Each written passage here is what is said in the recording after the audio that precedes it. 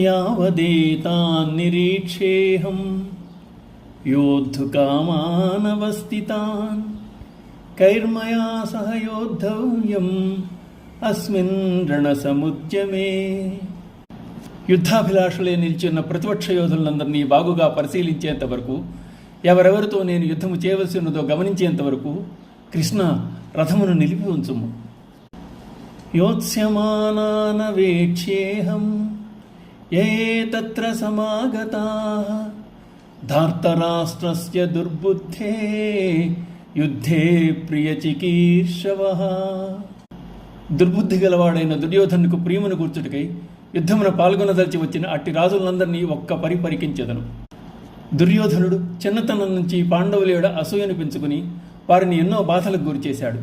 వారికి చెందవలసిన రాజ్యాన్ని కూడా అధర్మంగా గ్రహించి వారిని రాజ్యం నుండి వెళ్ళగొట్టాడు.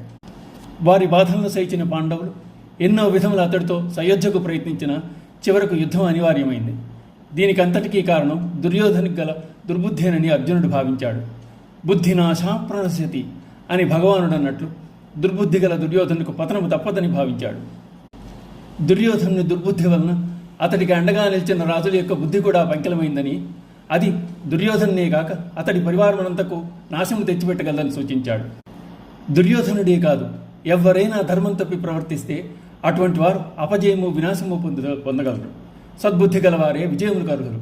చెడ్డవారే కాదు, చెడు తలంపులకు సహకారం అందించిన వారందరూ కూడా అపకీర్తిని మూటకట్టుకుంటారు, పరాజయం పాలవుతారు.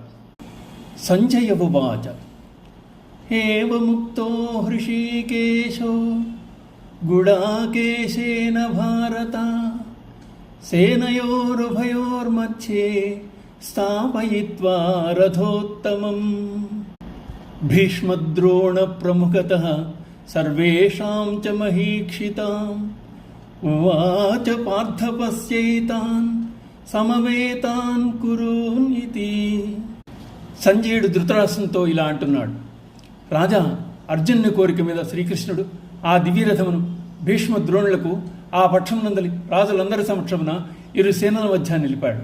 తరువాత అర్జునునితో, పార్థ, ఇక్కడ యుద్ధమునికై చేరియున్న కౌరవ వీరులందరినీ పరికిమన్నాడు.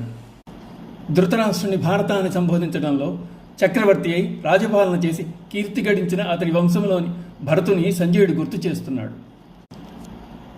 ఓం నమో భగవతే వాసుదేవాయ.